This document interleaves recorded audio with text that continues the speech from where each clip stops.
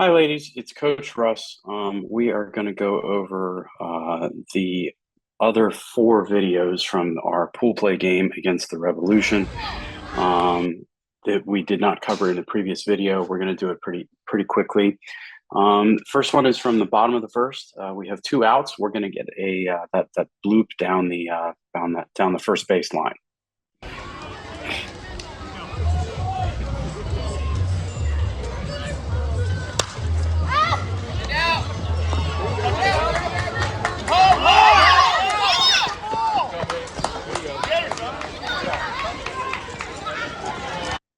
Okay, so ladies, the biggest problem here is that just as we talked about in practice, um, whoever's backing up the play needs to be backing it up aggressively so that if the player making the play on the ball misses the ball, the backup is there to immediately take control of the ball. What happens here is we are having trouble making decisions about the order of operations. We get this little bloop, and Mal does what Mal does and tries to make this incredibly athletic play on the ball. But I want you to watch Sonny and the second baseman. Okay. Sonny goes to make a play on the ball, sees Mal coming in, and instead goes to cover first base. And what happens is nobody backs up the play on the ball. We now have two players coming over to cover first base. Okay. So the first two decisions I want to talk about are Sonny, don't assume that Mal's going to catch the ball. Back up the ball first.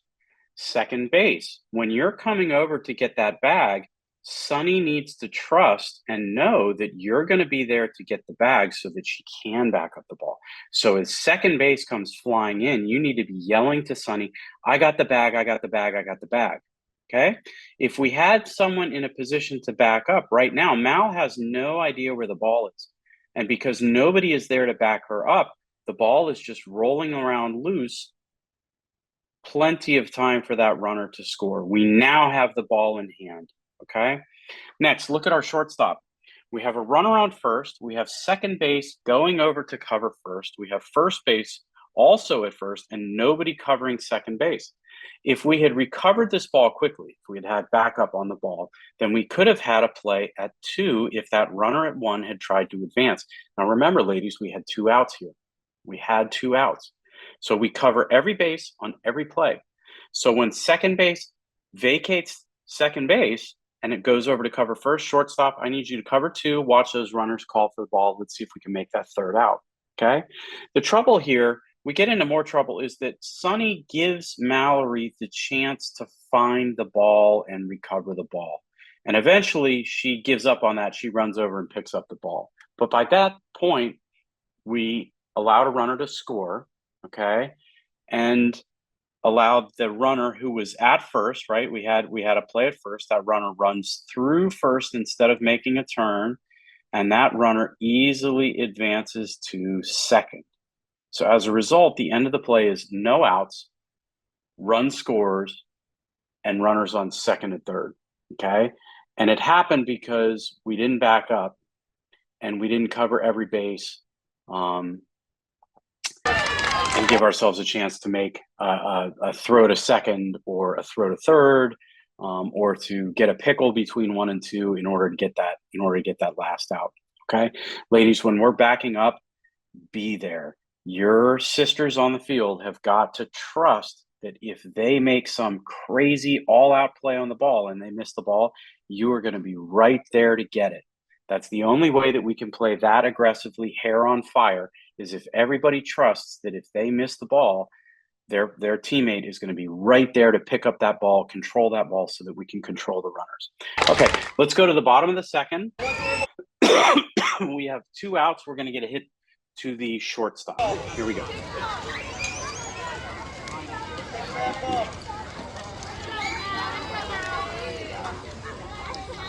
There you go.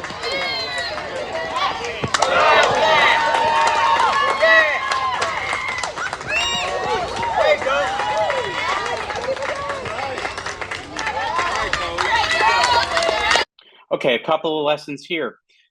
Left field, watch left field, right?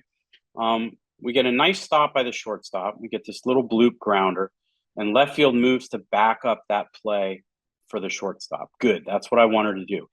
But look at our pitcher. Because we know we have 2 outs. We know we have bases loaded. We know any sort of ball on the left side, we have a force out at 3. Okay.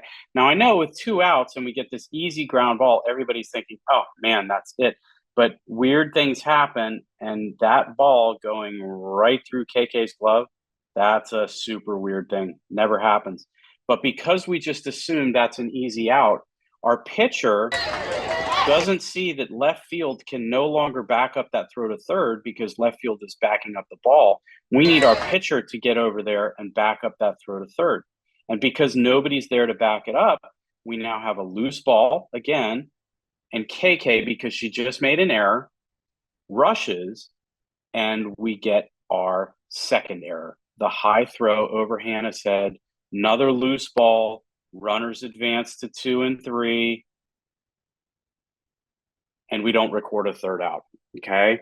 So because of this, we allow 2 runs to score here. We had 2 outs, and we turn 1 error into 2. Okay. I'm not picking on KK, but the third out would have ended that inning. We would have been down 3-4, 3-4. Instead, the Revolution extended the inning, and we finished that inning, that second inning, down 3-8. Okay. Ladies, we back up not for when things go right. We back up so that when things go wrong, our teammates know that we have their back. Okay. Next play. Also from the bottom of the second, still have 2 outs. We're going to get a hit to the left field, center field gap.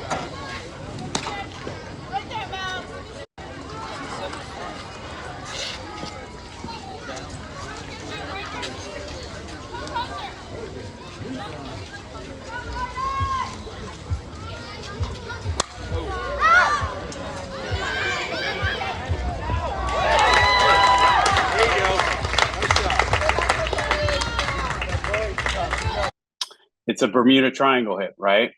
So here comes the pitch. Pitch comes out, and we get shortstop, center field, and left field converging on the ball. Kate makes a wonderful effort to try and catch this ball, but you see her reaching for it. She slows up just a little bit because Ellie is in her line of sight and running in for the ball also. And there must have been some sort of communication error there. And on 2 outs, the runners are advancing, right? We have no chance to throw anybody out on a tag up. So this is, ladies, on 2 outs when we're down, this is an absolute must-catch situation. The person who's calling this ball has got to make every effort to catch it. And Kate, I know that you did, okay? Once the ball is dropped, though, the backup has got to make that immediate turn to get back into position to back up that play. Ellie was there, but Ellie backed off and then moved over to where the ball was, right? I want you to work through and back it up, okay? Just assume that it's going to be dropped, all right? Now, it's unlikely that we could have stopped either one of these 2 runs from scoring here without catching that ball.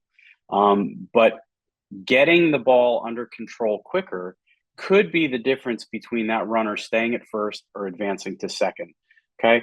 Also, I want you to take a look at our pitcher. We may have a play at home. I know there's 2 outs, and we think that Kate's going to do her Kate thing, but I need you to move to neutral sooner. You get it at the end. Oh, I should have moved over there. By then, it's too late. Okay. All right, ladies, just in case you're feeling a little too bad about that, I want to show you a play from 2022. This is game 1 of the World. She's thinking about getting in there tonight. Again, no run rule, so they will play this out to the finish. Oh, whoop, and a miscue. The outfielders, Brito. Same spot, right? Same hit. No run rule, so they will play this out to the finish. Oh, whoop, and a miscue. The outfield.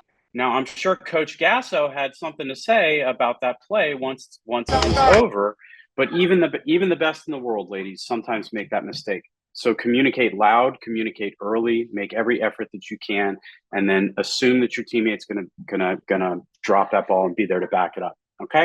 All right. Last play, we're gonna see a nice double by Sunny, but I want to talk about aggressive base running. We're in the top of the third. At this point, we're down 3-8.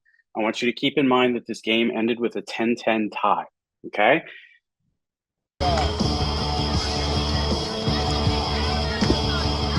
Nice double here, Sonny.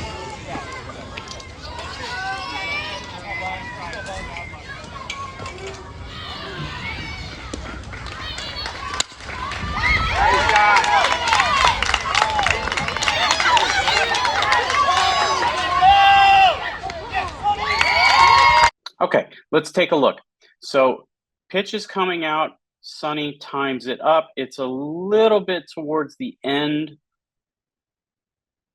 but we're turning behind it. We come down a little bit, which is why we get this ground ball, but it's a nice rip.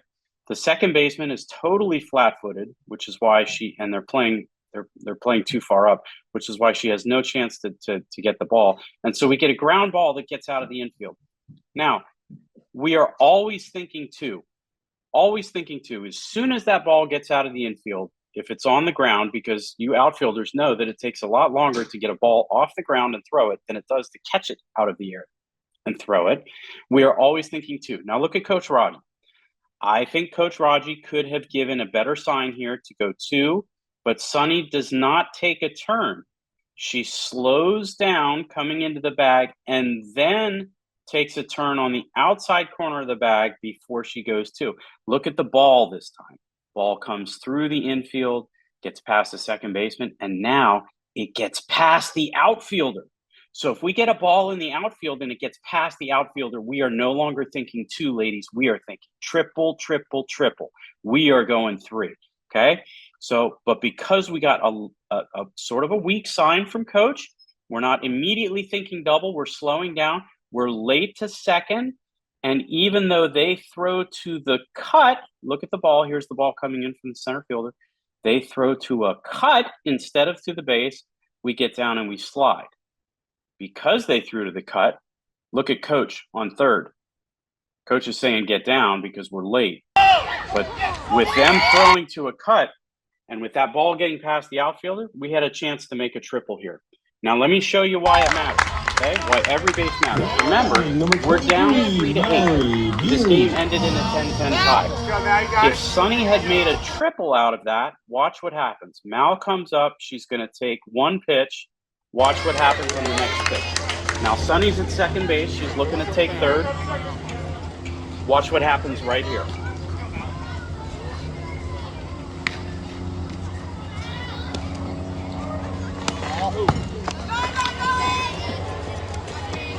Pass ball. So if Sonny had been at third base, she would have scored on that, and we would have put up 1 additional run. That game ended in a 10-10 tie. Now, I'm not picking on Sonny. I'm not picking on Coach Raji for not giving a clear sign when a ball gets to the outfield that we are going 2. As soon as that ball comes through the infield, we are turning for 2. Okay. I'm not picking on Sonny for non-aggressive base running or for sliding when they throw to a cut. All of that was fine. I'm merely pointing out, like I did in some of the other videos that I've put up in the last week or so, that very small things can add up and change the outcome of a game. Okay. 10-10 tie, 1 extra run. That's a win. So ladies, let's keep focusing on the small things. Let's run these bases aggressively.